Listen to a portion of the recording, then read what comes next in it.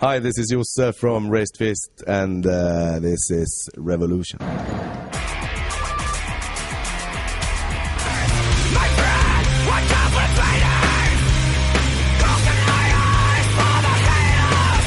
I am Josse. I'm the bass player of Raised Fist. If you don't know us, we play kind of hard music. The thing was, when we started, we didn't have any goals except for having fun, doing what we like to do. Started playing music out of nowhere. We just felt like, let's try and see if this is fun to do, and it was. So kind of a hobby more. And then it developed to be something more that we do all the time now. The name Raised Fist came from a Rage Against the Machine song.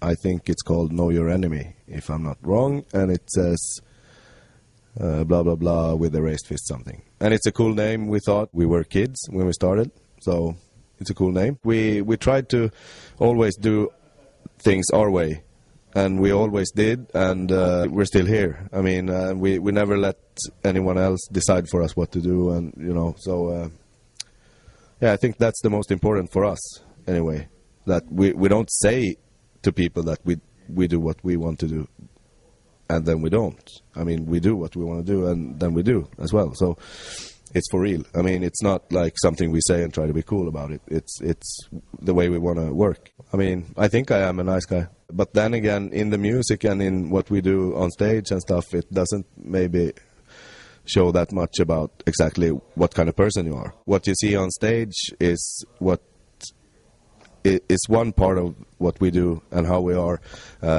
when we do that. Then maybe I'm not totally going on like a crazy dude all the time. I do that on stage when I hear the music, when we play, and I get pumped up about that. It's some kind of, you know, let the steam out in some way. I think everyone needs some way to get things out of your system.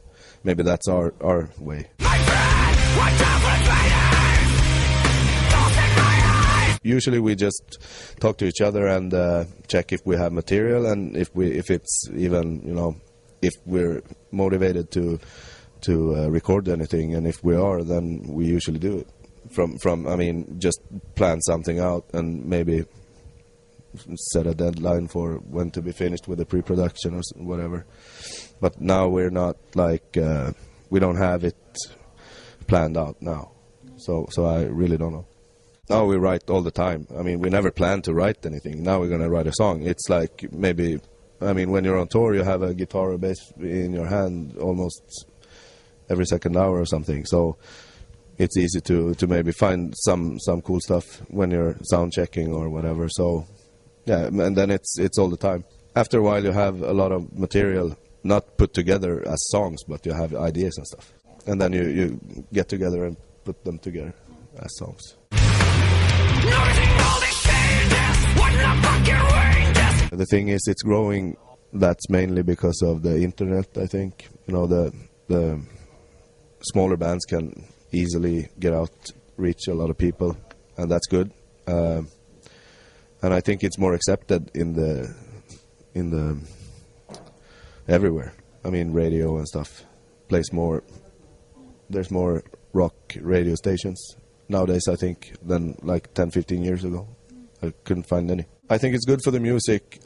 Then, of course, you get a lot of not so very super perfect good music as well, since everything comes out. But that doesn't have to be a bad thing. I think it's good that people can, you know, do their own stuff, do their own CDs, you know, record at home. Everything works pretty. You don't have to be a millionaire to record something. So, but then again, the standard of released music might be lower than before, and then so you have both sides. But that doesn't have to be bad. I mean, maybe you have to do this a little bit more in the CDs to find what you like. I don't know.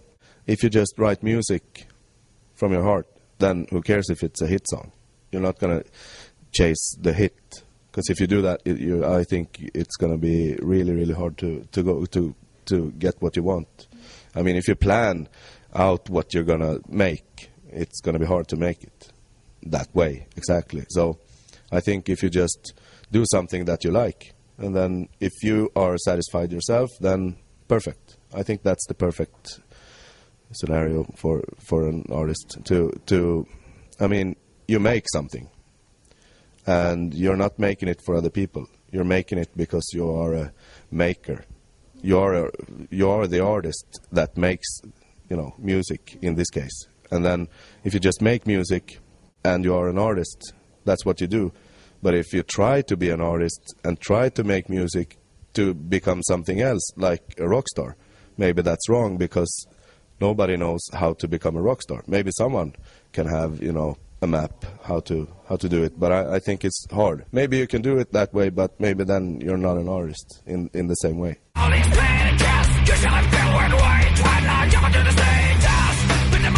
This is not like the Miami Ink story. Oh yeah, I cried so much when I did this, when it means so much to me. No, it's mainly because I like the artwork, you know, and find good people that do it well. Then, of course, some of the stuff has some thoughts behind it, but not as deep as the crying situation here.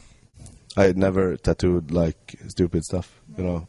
So, I mean, when someone might say, how are you going to feel when you're 60 years old if you have a lot of tattoos? I don't know. If I want a tattoo today, then it's today.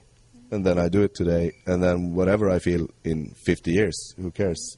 I'm not going to live that life now. So, I don't know. For me, it's like I do what I like now, and then I have to live with it. You know, normal, stupid stuff, like, never came to mind to do any of those, but, you know, like racial stuff, maybe names of girlfriends, or, you know, maybe not stupid, yeah, pretty stupid. I think it's good. Maybe when you're 18, you're still a kid, in my opinion.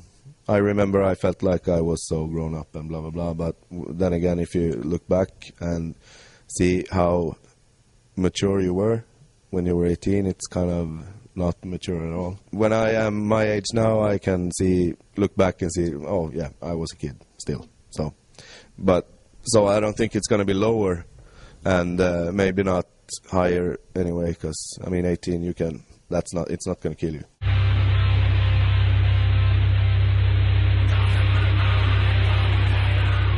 It's a good way of expressing feelings. Even if you're not the person making the music, you might be able to express yourself with listening, and I don't know. I think it's important just because to let your feelings out, because I think it triggers your emotional.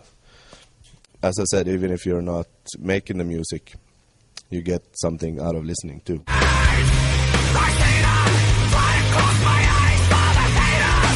My son said it's gonna be a flood, so he's gonna bathe every day. So he's happy about that. Now he's 9, but it was a few years ago.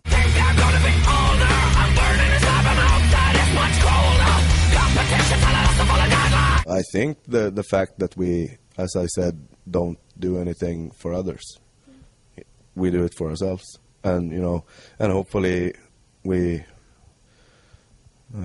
put some kind of positive mark. That's not why we do this anyway, so it's hard to find out the good answer, but hopefully something good.